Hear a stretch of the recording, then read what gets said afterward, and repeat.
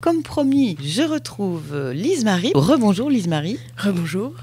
Donc responsable de la pastorale des jeunes pour notre diocèse.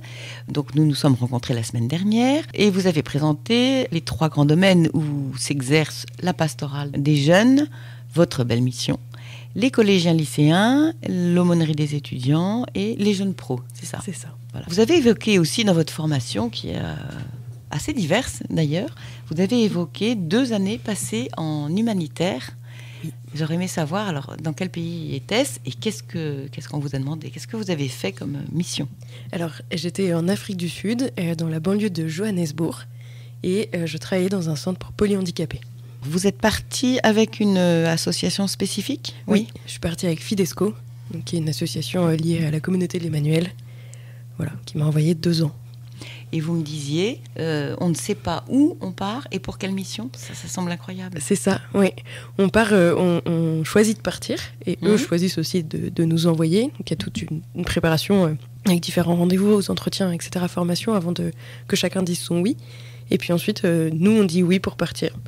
Et on ne sait pas où on part, pour faire quoi, et avec qui. Parce que les couples et les familles partent en famille ou en couple, et les célibataires, on part avec un binôme oui. qu'on ne connaît pas avant de partir. Alors, voilà. on vous a dit Afrique du Sud? Oui, on m'a dit Afrique du Sud. J'étais un peu surprise, Afrique du Sud, parce que c'est pas le pays auquel on pense comme ça, de prime abord. Voilà, mais très chouette. C'était en quelle année, ça? Alors, je suis partie entre 2017 et 2019. Mandela a été élu président en 94 et il a été libéré de prison en 91, donc voilà. Mais on est dans les premières générations post-apartheid, donc il y a quand même... Il n'y a plus l'apartheid, mais on sent quand même dans la mentalité des fois des petits restes. Bon, voilà. Oui, on ne peut pas se remettre en 10 ans, hein, bien sûr. Oui. Et alors votre travail, donc des polyhandicapés, c'était donc des enfants qui ne peuvent pas bouger ou qui sont... C'est ça. C'est leur corps qui est... Oui, pour la plupart. Alors, il y avait 2 centres. Donc, l'association pour laquelle je travaillais là-bas s'appelle Little Eden. Et donc, il y a 2 centres. Et le centre où je travaillais, donc à Edenvale, dans la banlieue de Johannesburg, c'était les handicaps plus lourds. L'autre centre, c'était dans une ferme, un village. Enfin, voilà. Et donc, là, c'était un petit peu plus d'autonomie. C'était très petite, mais un petit peu plus. Et donc, oui, moi, la plupart, ils parlaient pas, ils bougeaient pas, etc. Et donc, pour la plupart, c'était de la paralysie cérébrale dont ils souffraient. Alors, comment est-ce que vous communiquez ? Alors, la communication, effectivement, elle se passe par autre chose. Donc, c'est beaucoup par le visage, par les yeux. En fait, déjà, il y avait le problème de la langue, la barrière de la langue. Au départ, moi, j'étais pas... Il y a 11 langues officielles en Afrique du Sud et j'étais clairement pas bilingue en anglais. Avant de partir, je comprenais bien, mais pour le parler, c'était pas ça du tout. Et puis, encore moins l'afrikaans, le zoulou, le sesotho et toutes les autres langues. Là, on partait de zéro. Et donc, voilà, il fallait trouver autre chose. Et en fait, j'ai remarqué assez rapidement que même quand je parlais en français, les résidents comprenaient l'idée de ce que je voulais dire. Et donc, on voit bien que là, ça passe pas par les mots, ça passe par l'expression du visage, l'expression des yeux. Et donc, moi, je suis rentrée en septembre 2019, donc j'ai pas connu, mais j'imagine que les volontaires qui étaient après moi, pendant le Covid, et quand on était masqués, ça devait être tout à fait différent, relation à mettre en place avec les résidents. Parce que tout se passe par là, quoi. Tout se passe par... Vous avez découvert un nouveau langage complètement. Et du coup, on peut pas tricher quand on passe par les yeux et par le visage. Parce que tous les matins, quand on se demandait mutuellement comment ça allait, en fait, si on dit ça va, mais que les yeux ils disent pas ça va, les résidents ils le voient tout de suite. Donc il y a une communication plus vraie, en fait, qui se met en place. Il y a quelque chose, on peut pas mentir. On peut pas mentir. Et alors, c'est très intéressant parce que le centre où vous avez travaillé a été créé par une Italienne et un Africain du Nord. Oui, alors il était sud-africain, de mémoire, il est d'origine britannique. Il a rencontré une Italienne pendant la Seconde Guerre mondiale. Voilà, comme beaucoup, il a été envoyé par l'armée britannique se battre. Et donc, il s'est retrouvé en Italie, il s'est retrouvé prisonnier en Italie. Et puis, il s'est enfui dans le fin fond des montagnes, perdu dans l'Italie, et il est tombé dans la famille de Domitilla, dont il est tombé amoureux. Et puis il est rentré en Afrique du Sud à la fin de la guerre, et il s'était promis de retourner la chercher, la demander en mariage. Et donc il a mis des sous de côté, il a travaillé pour pouvoir aller la rejoindre, qu'il allait la rejoindre en bateau. Ça met un peu de temps pour remonter l'Afrique du Sud jusqu'en Italie en bateau. Et puis donc ils se sont mariés, et puis ils sont revenus en avion. Pour le coup, il avait assez d'argent pour que ce soit l'avion qui revienne avec sa femme en avion. Et donc c'est Domitilla et Danny Yams, et donc ils sont arrivé en Afrique du Sud. Et donc, alors à l'époque, l'apartheid a commencé en 1948 en Afrique du Sud, juste après la guerre. Et donc voilà, c'était en plein apartheid. Et en fait, donc l'apartheid, on a l'habitude de le voir entre les blancs et les noirs. Mais ça allait plus loin que ça. Enfin, c'était une véritable ségrégation, toute race. En fait, on a tendance à dire blanc-noir, mais il y avait aussi donc, les colored, donc les métis. Et les Indiens, c'était les grandes catégories. Bon, voilà, après, il fallait rentrer dans une catégorie. Hein.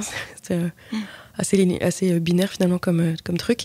Et puis ensuite, il y avait aussi la ségrégation entre ceux qui parlaient afrikaans, donc la langue des Afrikaners, et ceux qui parlaient anglais, c'était déjà un peu mieux, voilà. Et puis ceux qui parlaient aucune de ces langues-là, et donc Domitilla étant originaire de fin fond de la montagne italienne, ne parlait bien sûr pas afrikaans ni anglais, et donc ça a été compliqué aussi pour elle de faire sa place, bien que blanche.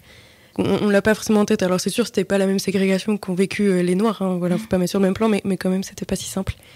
Et donc voilà, elle a un peu réfléchi à ce qu'elle pouvait faire, et elle a commencé à accueillir des personnes handicapées dans une petite pièce, enfin voilà, et puis après ça a grandi. Et donc en fait, Dany et Domitilla Yams sont en procès de béatification. La cause a été lancée en janvier 2018. Ah oui. Donc, pendant que j'y étais, moi. Voilà, c'est un travail d'un des beaux-fils du couple. Oui. Non, ça c'est une belle histoire. Ouais, c'est une très belle histoire, et en fait, tout s'est construit par des dons. Domitilla, elle allait à la messe tous les jours. Et les jours où elle pouvait pas aller à la messe, c'est qu'elle était vraiment, vraiment malade. Et à chaque fois que Little Eden avait besoin d'argent pour construire des pièces plus grandes, pour avoir du matériel adapté au handicap, ou voilà, pour différentes raisons, elle tombait vraiment très, très malade, qu'elle allait pas à la messe. Et il y avait toujours un donateur, un don comme ça, tombé du ciel, quelque chose qui arrivait. Et miraculeusement, elle était plus malade, quoi. Voilà, tout allait bien. Ça a marqué sa vie tout du long. Et donc, ouais, c'est une sacrée histoire. Et en fait, elle a eu 2 visions dans sa vie aussi. Une vision du Christ sans main. Donc, elle a compris qu'elle devait être les mains du Christ et faire à travers lui, enfin voilà, faire et accueillir. Et puis, une vision de la Vierge Marie qui enveloppe sous son manteau des enfants qu'on voit de dos. Donc, on ne reconnaît pas ni la couleur, ni le genre. Enfin, bon, voilà, ça, c'est de belles visions qu'elle a eu la grâce de recevoir. Ah bon, alors on va suivre ce procès en béatification, bien sûr. Donc on rappelle leur nom. Dany et Domitilla. Et leur Yams. Yams. Yams, oui. H-Y-A-M-S. Ouais, c'est ça. D'accord. Voilà. C'est pour ça aussi que je voulais qu'on fasse une deuxième émission, pour que vous nous racontiez un peu cette aventure. Et il y a un thème qu'on n'avait pas abordé lors de la première, c'est en quelques minutes, oui. C'est le fameux jubilé des jeunes à Rome, que vous allez organiser aussi cette année. C'est ça. Donc cet été, les dates à Rome, c'est du 28 juillet au 3 août. Et nous, on partira donc la veille, on reviendra le lendemain, le temps de faire le trajet, c'est un petit peu loin, Rome. Voilà.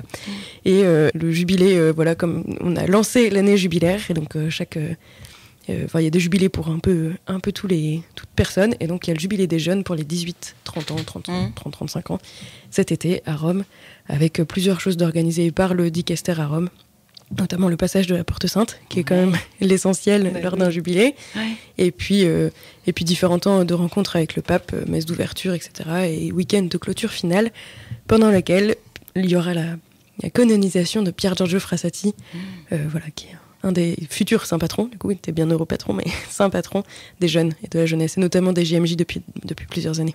Et donc c'est bien le jubilé international des jeunes. Oui, c'est international. Des jeunes du monde entier. Ouais. Vous savez à peu près combien de jeunes seraient attendus? Aucune idée?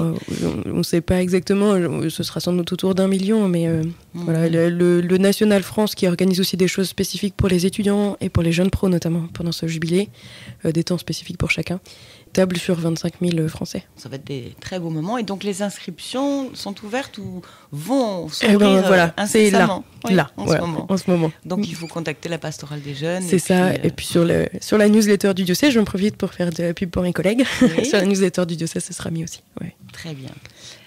Et il y avait un autre mot que vous avez abordé, une autre expression, c'est la charte de bientraitance. Bientraitance. Oui. Donc vous vous en occupez. C'est quoi exactement? Voilà, on est plusieurs à travailler dessus avec Agnès Tranois, une de mes collègues au service catéchèse, et puis Odile Renier. Voilà, on a formé une petite équipe. En fait, suite au rapport de la SIAZ notamment, et tout ce qui est la pédophilie dans l'Église, tous les informations, voilà, les sévices dont on a entendu pas mal parler. La Conférence des évêques de France a sorti plusieurs documents, dont une charte de bientraitance nationale, et chaque diocèse est invité à écrire une charte de bientraitance pour eux.